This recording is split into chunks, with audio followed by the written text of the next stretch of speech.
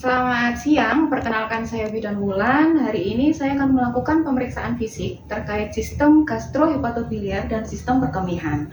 Baik, langsung saja kita mulai. Selamat pagi Bapak, perkenalkan saya Bidan Wulan. Bisa disebutkan nama dan tanggal lahirnya? Sampai kita melakukan pencocokan dengan klaim identitas pasien. Kemudian Bapak, hari ini saya akan melakukan pemeriksaan fisik kepada Bapak, yaitu pemeriksaan pada perut dan nanti sedikit pemeriksaan pada sistem perkemihan atau pada ginjal Bapak.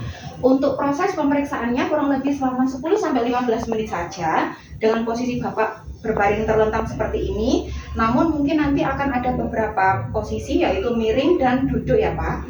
Untuk tujuan dari pemeriksaan ini sendiri adalah untuk mengetahui apakah ada kemungkinan gangguan ataukah kelainan pada kedua sistem tersebut. Bagaimana Pak? Apa Bapak bersedia? Bersedia. Baik, kalau begitu saya izin undur diri dulu untuk melakukan persiapan alat. Kurang lebih 5 menit lagi saya akan kembali ke sini untuk melakukan pemeriksaan ya Pak. Permisi ya Pak.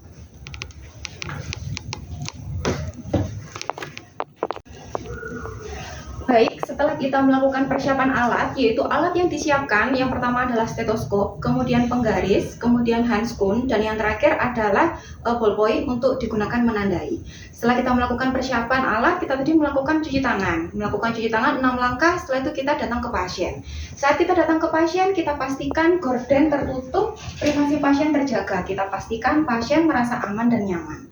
Setelah kita melakukan itu, lalu kita lanjutkan dengan pemeriksaan fisik. Yang pertama yaitu Bapak, keluhan yang dirasakan saat ini apa? Mual. Mual. Mualnya ini sampai muntah ataukah hanya sebatas mual saja tapi tidak sampai muntah Pak? Mual saja. Mual saja. Baik Pak. Untuk mualnya ini kalau Bapak ingat-ingat, Bapak rasakan setelah Bapak mengkonsumsi makanan tertentu ataukah tiba-tiba mual seperti itu Pak? Setelah makan pedas. Oh, setelah makan pedas. Baik Pak. Sebelumnya Bapak selain mual, apakah ada riwayat nyeri perut Pak sebelumnya atau hanya mual saja? Tidak ada sama sekali ya Pak ya. Kemudian apakah Bapak pernah penurunan nafsu makan atau nafsu minum? Tidak pernah sama sekali. Sebelumnya apakah Bapak pernah ada riwayat bepergian? Tidak ada. Pernah ada riwayat penyakit atau operasi Pak sebelumnya? Tidak ada. Penyakit hernia Pak? Tidak ada sama sekali ya Pak ya. Kemudian apakah, mohon maaf, apa Bapak sebelumnya pernah minum minuman alkohol? Tidak pernah ya Pak ya. Sebelum saya akan melakukan pemeriksaan fisik, maka saya minta tolong dibantu dibuka bajunya ya Pak ya. Permisi ya Pak ya. Oke, permisi ya Pak, saya bantu ya. Baik. Sebelum kita mulai pemeriksaan fisik, kita akan melakukan pembagian abdomen menjadi 4 kuadran, yaitu kita tarik mulai dari garis midsternum ke arah bawah, kemudian melewati umbilikus, dan kita bagi secara sejajar melewati umbilikus juga di arah kanan dan kiri. Kita tentukan di sebelah kanan atas adalah kuadran kanan atas atau right upper quadrant, kemudian di bagian bawah adalah right lower quadrant, di sebelah kiri atas adalah kuadran kiri atas atau left upper quadrant, dan yang sebelah kiri bawah adalah left lower quadrant. Namun ada juga sumber yang menyebutkan untuk pembagian kuadran abdomen menjadi 9 kuadran, yaitu kita bagi mulai dari mid clavicula. Kita bagi mulai dari mid clavicula kanan dan mid clavicula sinistra.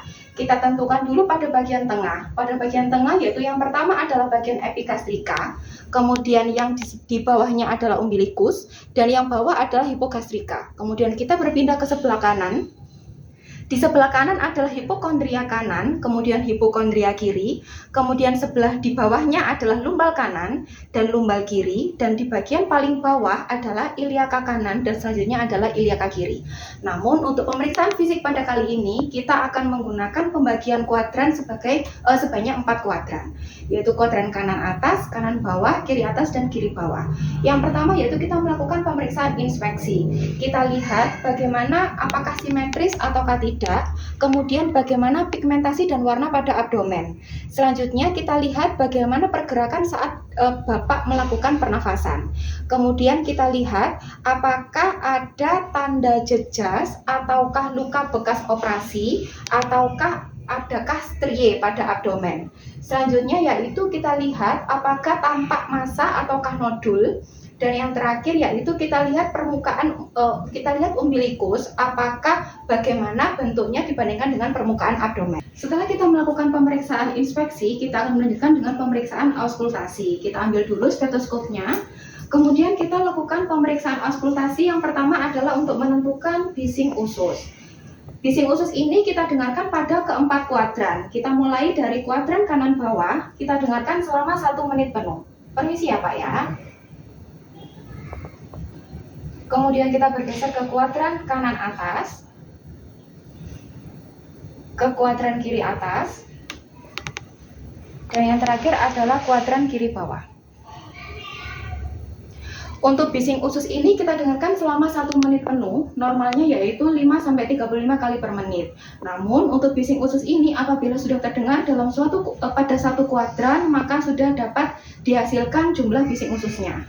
Setelah kita melakukan auskultasi untuk mendengarkan bising usus, kita akan melakukan auskultasi untuk mendengarkan apakah ada suara fluid pada aorta abdominalis ataukah tidak.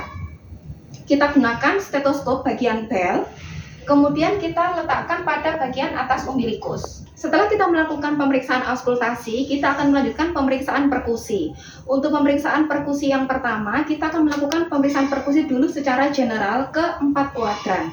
Normal dari suara perkusi pada abdomen yaitu suara timpani. Permisi ya Pak, kita mulai dari perut bagian kuadran kanan bawah. Terdengar suara timpani. Kita lakukan perkusi dari arah kranial ke kaudal sampai kita menemukan perubahan suara dari sonor menjadi redup, kemudian kita berikan tanda. Kita memberikan tanda, kemudian selanjutnya kita akan melakukan pemeriksaan perkusi dari arah kaudal ke kranial. Permisi ya Pak. Kita cari perubahan suara sampai kita dapatkan suara redup. Selanjutnya kita berikan tanda. Setelah kita dapatkan kedua batas, atas dan bawah, maka kita akan melakukan pengukuran. Pada pasien kita dapatkan pengukuran yaitu 7 cm. Untuk normal dari ukuran atau batas hepar adalah 6-12 cm. Setelah kita melakukan pemeriksaan perkusi untuk menentukan batas hepar, maka kita akan melanjutkan untuk melihat apakah ada tanda asites ataukah tidak. Untuk menentukan adanya asites, kita akan melakukan 2 pemeriksaan, yaitu yang pertama shifting dullness dan yang kedua ada fluid wave. Untuk shifting dullness, kita akan melakukan perkusi mulai dari arah kanan kita ke arah kiri atau dari arah kiri pasien ke arah kanan pasien. Permisi ya Pak ya. Kita melakukan perkusi melewati umbilikus. Normal suara perkusi yang terdengar adalah timpani. Apabila kita mendengarkan suara redup, maka kita berikan tanda, kemudian kita minta pasien untuk miring ke arah pemeriksa. Bisa miring ke saya sedikit Pak. Permisi ya Pak ya. Sudah. Kemudian kita tunggu sebentar, kurang lebih selama 30 detik, dan kita lakukan perkusi kembali. Pada area yang kita tandai, kita dengarkan. Apabila suaranya sudah berubah menjadi timpani, maka berarti normal, tidak ada kemungkinan asites. Namun apabila suaranya tetap redup, maka ada kemungkinan asites. Selanjutnya yaitu pemeriksaan yang kedua adalah pemeriksaan fluid wave. Selanjutnya yaitu kita akan melakukan pemeriksaan fluid wave. Bapak, saya untuk pemeriksaan selanjutnya saya boleh pinjam tangannya ya Pak ya. Baik, bisa tangan sebelah kiri saja Pak. Kita arahkan tegak lurus di arah umbilikus. Kemudian kita lakukan penahanan tangan kita sebelah kiri, kita letakkan pada bagian pinggang pasien. Kemudian tangan kita sebelah kanan kita melakukan perkusi pada pinggang kiri pasien. Permisi ya Pak ya. Apabila ada getaran atau gelombang di tangan kita sebelah kiri, maka kemungkinan ada asites. Sudah Bapak, terima kasih. Setelah kita melakukan pemeriksaan perkusi, pemeriksaan yang selanjutnya adalah pemeriksaan ketok ginjal. Untuk pemeriksaan ketok ginjal bisa dilakukan dengan pasien posisi miring dan pasien posisi duduk.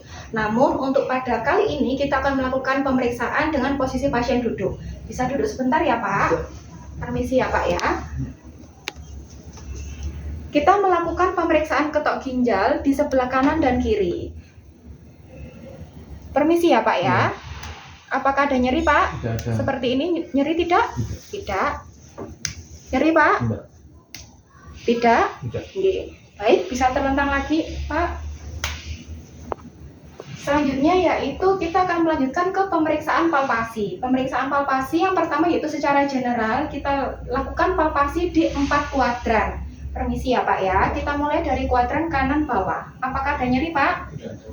Sebelah sini, di sebelah sini, bagian bawah sini Pak? Tidak ada. Tidak ada. Kemudian kita lanjutkan pemeriksaan palpasi untuk mengetahui apakah ada pembesaran pada hepar ataukah tidak.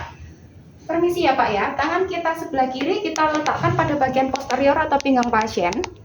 Kemudian tangan kita sebelah kanan kita letakkan di bagian anterior. Kita minta pasien untuk melakukan nafas dalam. Saat puncak inspirasi kita akan melakukan penekanan. Bisa tarik nafas dalam Pak.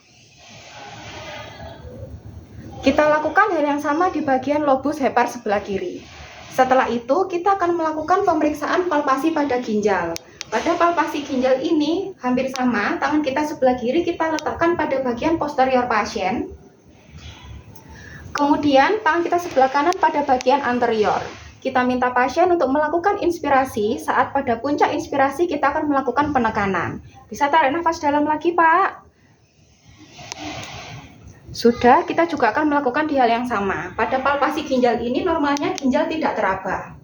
Baik Pak, pemeriksaannya sudah selesai. Sambil saya bantu untuk menutup ya Pak ya.